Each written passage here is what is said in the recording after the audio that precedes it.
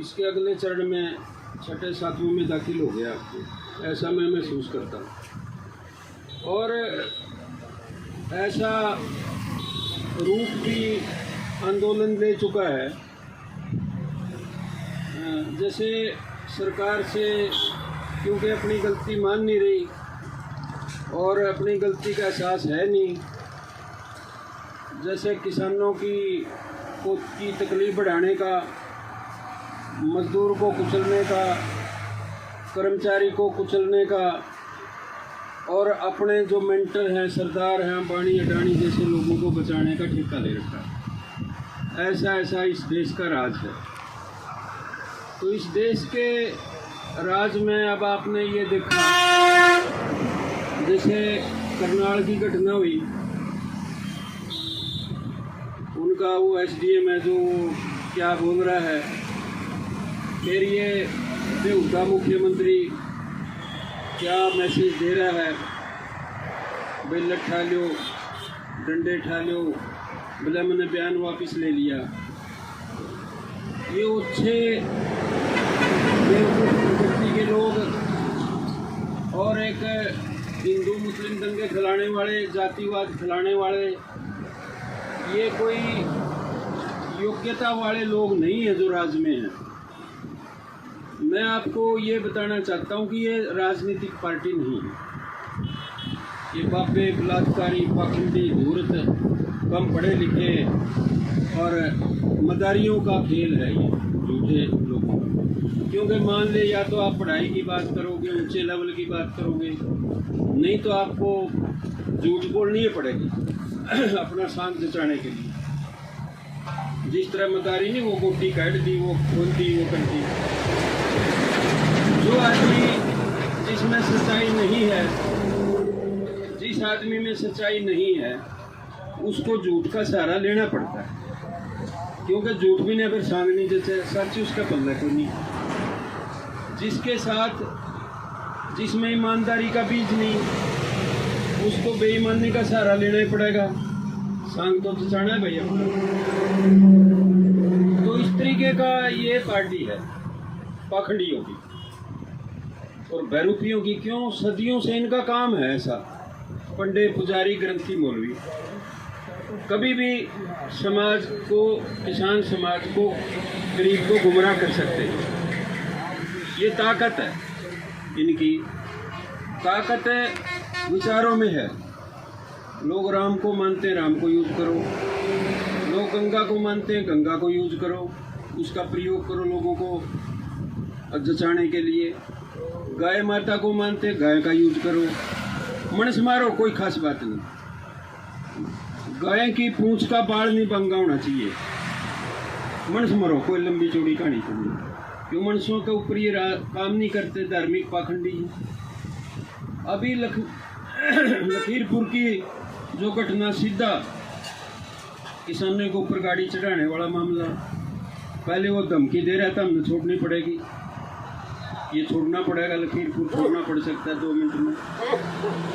तो ये इनकी खोखलाहट दिखा रहा है, खोखलाहट। ये बिल्कुल पागल हो चुके हैं। ना तो इन्हें गामा बड़ दिंदा और ना ही अब खट्टर यहाँ कैथल सुन रहे थे आवेगा, पूरे ते भी चक दिया यू।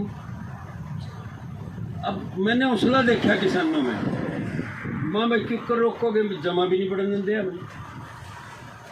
कोई भय नहीं किसी किस्म का। आपने देखा होगा निर्भय हो रहे हैं लोग और सारे गाँव में चाह चढ़ रहे हैं कि भाई बढ़िया तो हो रहे, देखांगे भाई।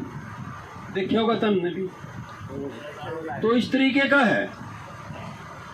कारण क्या है कि ये जो आते हैं, सूर्य छोड़ के भी लाठी ठह लो, कल ना वकील ने कहेंगे भाई तमें जजों के खिलाफ लाठी ठह लो, डीसी ने कहेंगे तुम लठ ठह ले एसडीएम के खिलाफ। बात तो वही है भाई, किसान के खिलाफ। वकील बहस करते हैं आपस में, बहस में कहा भी हम नहीं भी आग लगे डंडा मारो सिर में। मतलब इसका यूए है। तो ऐसा बेहुदा, ऐसा एक अनपढ़, ऐसा एक वाहियात किस्म का मुख्यमंत्री आप पे है और उससे 100 गुना ज़्यादा वो सेंटर में है। वो तो झूठ बोलने से रुकता ही नहीं। अब ये बुखड़ाए हुए हैं, गांव में कोई नहीं घुसने देता, और शहरों में भी अब कल देख लिया कत्थड़ में भी टालोगी। तो इस तरीके का इनका आज का ये रूप हो चुका है। और ये आप ये देखोगे कि जब विरोध किया मुख्यमंत्री का, ये आपकी जब वो मना किया तो इसका मतलब वो एक तरीके से आपकी जीत तो हो गई भाई। जब मुख्यमंत्री मनाए हो गया तो आपके खाते में जीत जीत जीत जीत। हिसार में लाठी मारी इनने, उसमें जीते। करनाल में मनस मार गए, फिर उसमें भी जीते। आदमी तो मरते हैं भाई संघर्षों में, आगे भी मरेंगे, कोई गलतफहमी मत पालना, क्योंकि लाठी गोली है इनके पास और आगे बढ़ते चले जाएंगे। एक समय आएगा ये ऐसे उठ देंगे जैसे तवा उठते तरह। ये विश्वास रखना इस बात का। आज मैं ये समझता हूँ कि इस दौर में 95% किसान की, मजदूर की जीत हो चुकी है। वो जीत क्यों है? कि करीब 80-85% लोग महसूस करने लगे हैं। किसान तो हैं ही 90%, मजदूर भी हैं, चाहे वो कम आमूर है, उनके कुछ और कारण हैं, लेकिन अंदर ही अंदर महसूस कर रहे हो तो रहे धक्का भाई। ऐसा है, कुछ कारण भी हैं उनके। और महिलाओं के देखो कितनी संख्या रोज आए हैं। पहले आपने देखा होगा इस धरने से पहले इतनी महिलाएं कहाँ जाती थी। बब्बियाँ के डेरा में तो हमने देखी धक्के खांदी। असली जगह तो यही बन लग गई है, असली जगह है ये हैं। मैंने 20-50 हज़ार वहाँ देखी शिक्षा, मैं तो गया नहीं कभी, लोग लगे देखे। तो इस तरीके का माहौल था। अब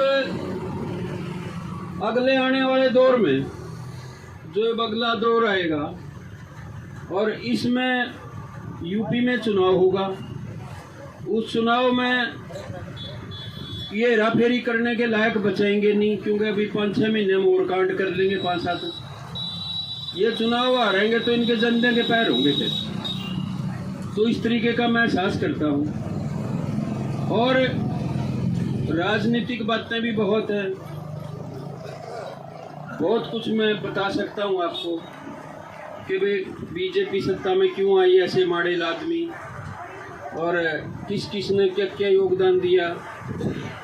और मुख्यतः ये है कि मान सम्मान के साथ चौधरी देवीलाल ने बहुत काम करे। आज़ादी की लड़ाई थी, 50 साल बीजेपी का झंडा तले बैठे रहे सारा परिवार।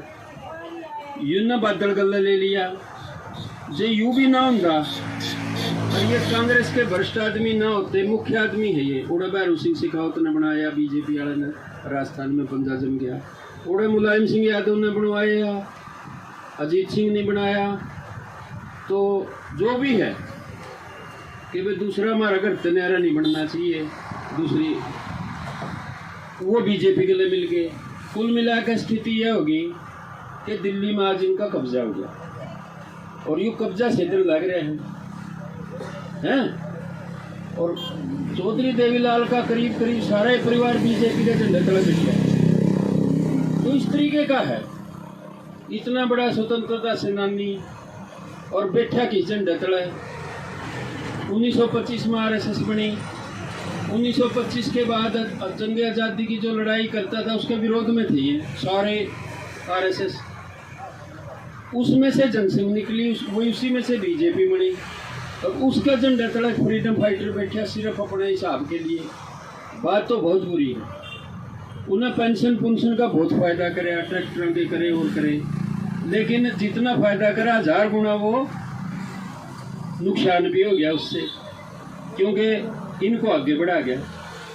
अब ये चीज़ जो है ना, बिल्कुल तराजू में तोल के आपको सोच विचार से तय रखनी है ये चीज़ें। ज़्यादा मैं राजनीतिक बात करता नहीं आंदोलनों में इनमें, लेकिन कभी कभी समझानी पड़ती है, समझनी चाहिए। दूसरी बात यह है कि जब तक मेरा 100% मानना है इसमें, कोई भी आंदोलन, किसान का आंदोलन है, खासकर किसान मजदूर जुड़े हुए हैं। जब तक मजदूर कंधे से कंधा मिला के किसान के साथ खड़ा नहीं होगा, तब तक इसमें पूरी कामयाबी संभव नहीं है, ऐसा मेरा मानना है। मजदूर क्लास जो है वो बहुत ज़्यादा पीड़ित क्लास है, किसान पीड़ित हैं तो उनसे भी ज़्यादा पीड़ित हैं। मैंने देखा है, मैं तो अर्थशास्त्री हूँ, काम भी देखा है, व्यवहार भी देखा है, गरीबी भी देखी है और बहुत कुछ देखा है। उस पीड़ित जनता को भी अब तो किसान भी, मैं तो कई बार कहता हूँ भाई हम तो सुधरों में हैं भाई, आपा तो सा भाई, कोई शर्म वाली बात ही नहीं छोड़ रखी है।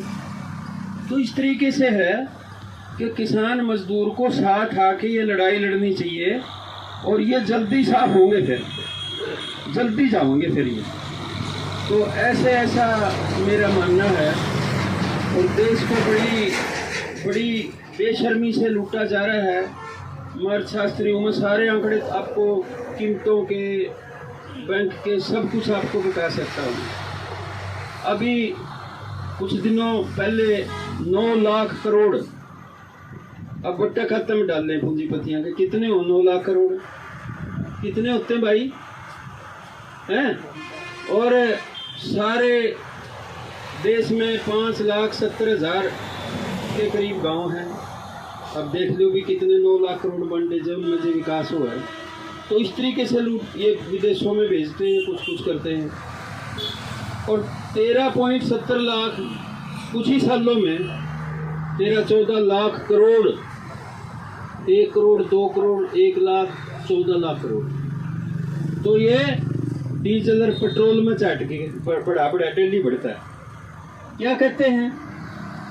पेट्रोल हमारे जी कीमत घटाना हमारा काबू की तो नहीं। वाह भाई वाह, नौकरी कड़े हमारा तो रहा, प्राइवेट कर दी, प्राइवेट पे मांगो, नौकरी आपके पास नहीं। पेट्रोल के भाव डीजल के आप नहीं कम कर सकते। और जब सरकार ने भी सिलेंडर सर पे करे घूमे करते ये जी मार लिए। तो इस तरीके का ये पाखंडवाद है। अच्छी बात यह है कि किसान मजदूर या अब धीरे धीरे समझने लगा है हमारे गले बढ़ के रहे हैं। ये सदियों से लूटने लग रहा है। और बताएंगे हम आपको बात आगे कि इसके रास्ते भी कैसे हैं। एक सरकार है हर जगह मान ले, दूसरी हैगी वही डीसी, वही एसपी, वही सौदा, वही माल का, वही भ्रष्टाचारी आपको दिखाई देंगे। परिवर्तन तो होगा, थोड़ा ठोस आवेगी, गाहट आवेगी, आपको फिर बहुत आगे जो है इसके स्थायी हल की तरफ हमें आगे बढ़ना पड़ेगा। एक बात जो आज तक मैंने नहीं कही, अब कहने लगा हूँ कि ये लड़ाई सिर्फ 4 साल की नहीं है, ये बता देता हूँ आपको। ये अगले घबराना नहीं, इसमें बच्चे संभालेंगे कमान। ये लड़ाई मुझे दिखाई दे रही है क्योंकि 20 सालों से किसान आत्महत्या कर रहे हैं, आज से नहीं कर रहे। ठेके पे खेत ले लिया 5 किल्लियाँ का, फसल मारी गई, कपास मर गई सारी। जिसने ठेका ले रखा हो तो मर गया, उसका पल्ला तो कुछ नहीं बचा ना बेचारे का। क्या करता है? कर्जा फूका नहीं, माल हो या नहीं, आत्महत्या कर ले यार, पौवा पी कर और क्या करेगा। ये हालात बन रहे किसान के साथ, आज से नहीं 20-30 साल से। हर साल के आंकड़े मेरे पास है। तो ये जारी रहेगा। तो इन चीज़ों को करने के लिए, आमूल चूल परिवर्तन के लिए हमें लंबा संघर्ष करना पड़ेगा, करीब 40 साल, 40 ईयर्स। ये पहले भी पता है मेरे को इस बात का शुरू वाले दिन, लेकिन आज कही है ये बात।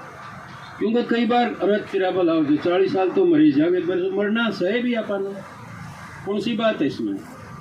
ये लंबा संघर्ष है भाई। ये तो हर जगह कानून भी रद्द हो जाएंगे और आगे भी कोर्ट कचहरी बचाने की, नौकरी की, आपको बच्चों की नौकरी की, इनको लड़ना ही पड़ेगा आपको, क्योंकि सही को नहीं, सारा प्राइवेटाइजेशन है। तो इस तरीके का ये इस देश का ढांचा बन चुका है। इस ढांचे को समझना जरूरी है वैज्ञानिक दृष्टि से।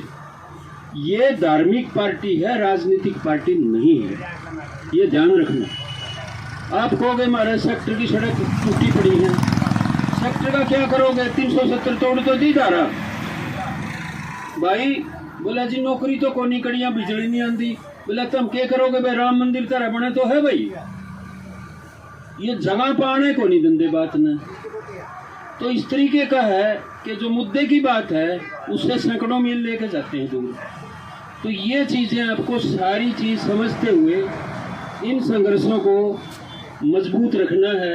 और इतने तो नरम से हुए वकील, हम भी धरना लाए बैठे हैं भाई सार में तर कोर्ट में, एक ही कोर्ट है, मैं बार बार कह रहा हूँ, और रखेंगे इतने तक मैं बैठे रहूँगी। इंडिया में एक कोर्ट है जहाँ धरना लगा हुआ किसानों का, वो हमारा कोर्ट है। उसके भी कुछ कारण हैं, हमने समझ लिया हम किसानों के बच्चे हैं और 90% कमाई किसानों से ही है वकीलों की। आप जाके देख लो कत्थड़ पूरा को टाटा बिड़ला हुआ है, तो हमें जाओ लड़ बिड़ के सारे, हाँ तो हमें भी लड़ बिड़ के जाओ तर पे फीस ले वहाँ। तो कोर्ट वालों की जिम्मेवारी है भाई जहाँ से वो सोर्स ऑफ इनकम है उसके हाथों मजबूत करें। हमने इस चीज़ को समझ लिया इशार वाला ने, हम आपके साथ बैठ गए और मैं विश्वास दिलाता हूँ कि आप इन सारी स्थितियों को समझ के, आखिरी बात ये कहता हूँ कि भाई राजनीतिक लड़ाई के साथ साथ अंधविश्वास के खिलाफ भी आपने लड़ना पड़ेगा, अंधविश्वास के खिलाफ भी लड़ना पड़ेगा। उसके सिवाय जब तक आप अंधविश्वास के खिलाफ नहीं लड़ोगे तो ये फिर उसमें राजनीति में फिर गाड़ मेल कर देंगे, फिर राह मोड़ देंगे, फिर लड़ाई की राह मोड़ देंगे। तो इसलिए तो इन बातों के साथ ही मैं आशा करता हूँ आपका सारी चीज़ समझ में आई होगी और आप जीत के निकलोगे, मैं विश्वास दिलाता हूँ, मेरा पक्का प्रॉमिस है आपको। धन्यवाद।